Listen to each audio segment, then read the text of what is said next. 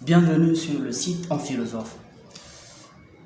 Nous allons aborder avec vous la question qu'est-ce que la philosophie? À première vue, cette question peut paraître à la fois simple et complexe. Elle peut paraître simple parce qu'on pourrait définir la philosophie comme on définit l'histoire, la géographie, les maths, l'économie, etc. Elle paraît aussi complexe parce que chaque philosophe essaie de définir la philosophie selon les termes de sa doctrine. C'est pourquoi très généralement vos professeurs vous disent que la philosophie n'a pas de définition fixe. En fait, c'est une erreur. La philosophie a une définition fixe, mais il n'y a pas de définition autour de laquelle il y a unanimité des philosophes. Par ailleurs, la question qu'est-ce que la philosophie, c'est une question, on est d'accord, qui nous renvoie à la définition de la philosophie. Ce qui veut dire qu'il faut partir de l'essence de la philosophie pour la définir. Parce que définir un mot, c'est donner l'essence du mot. Comme nous le dit Aristote, il essaie de nous définir la définition. C'est-à-dire qu'avant de donner la définition de la philosophie, il faut définir la définition d'abord. Cela va nous permettre de comprendre, définir la philosophie, c'est faire quoi? Donc selon Aristote, la définition, c'est une expression qui exprime l'essence de l'essentiel d'un sujet. Donc, on va chercher en fait l'essence de la philosophie. Mais avant de donner l'essence de la philosophie, ensuite les caractéristiques de la philosophie ou les critères qui nous permettent de définir la philosophie, on va d'abord donner cette définition, je crois, qui est donnée un peu partout, qu'on appelle communément la définition étymologique. Et à chaque fois qu'on demande à un élève, par exemple, qu'est-ce que la philosophie, il dit que la philosophie est l'amour de la sagesse. Il n'a pas absolument tort. La philosophie est l'amour de la sagesse. C'est ce qu'on appelle la définition étymologique. C'est-à-dire qu'on part de l'origine du mot philosophie pour définir la philosophie. Donc la philosophie est l'amour de la sagesse. Ça veut dire tout de suite que la philosophie est la recherche de la connaissance, du savoir, de la vérité, de la bonté, de la beauté, etc. On pourrait encore prolonger la liste. Mais attention, précisons-le dès maintenant. Recherche de la sagesse, recherche de la connaissance ou amour de la sagesse ne veut pas dire que la philosophie se focalise sur la sagesse elle-même. Ça veut dire quoi? Ça veut dire que le philosophe, ce n'est pas quelqu'un qui possède la sagesse en tant que tel, mais c'est plutôt quelqu'un qui désire connaître, qui désire savoir.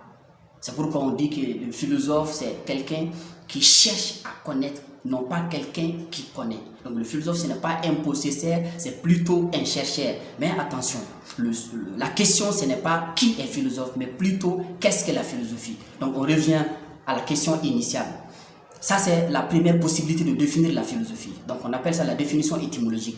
Pour aller un peu plus loin, on va dire que la philosophie apparaît comme un système de réflexion critique sur des questions relatives à la connaissance et à l'action. Donc, on peut dire que ça, c'est la définition technique de la philosophie.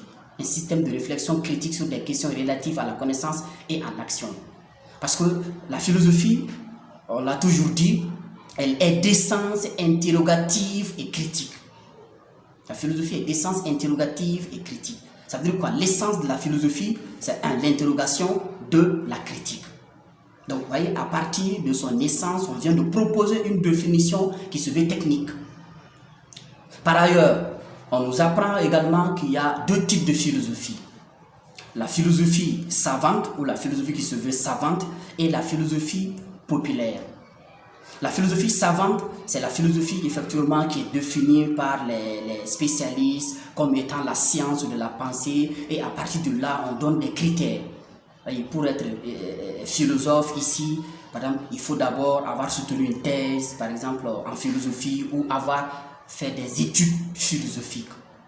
C'est là où on dit que la philosophie est une question de système. C'est-à-dire que philosopher, c'est formuler un système. Autrement dit, philosopher, c'est fabriquer, construire des concepts à partir de la réalité pour se la représenter. C'est beau tout ça.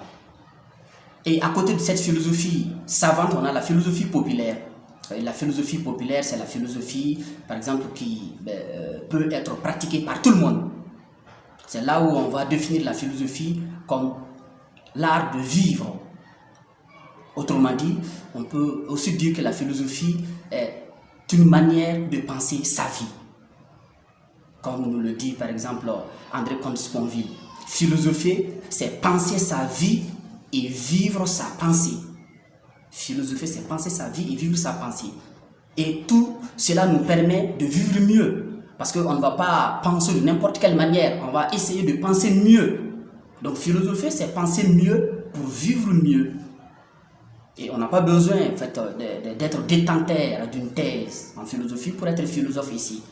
N'importe qui peut mettre de l'ordre dans sa vie, peut essayer de sculpter son existence, peut essayer de définir justement ça, une voie qu'il va suivre.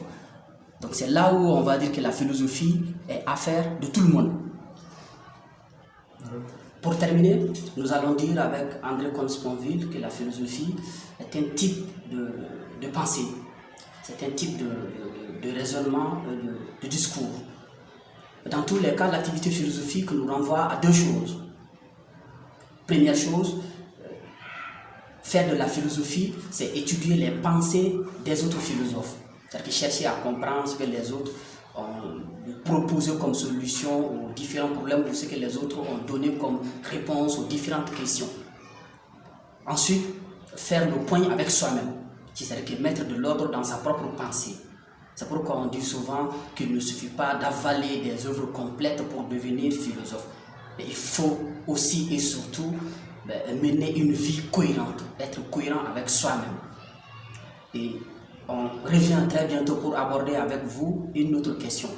Mais rassurez-vous, la philosophie n'est pas faite pour être comprise, mais plutôt pour faire comprendre.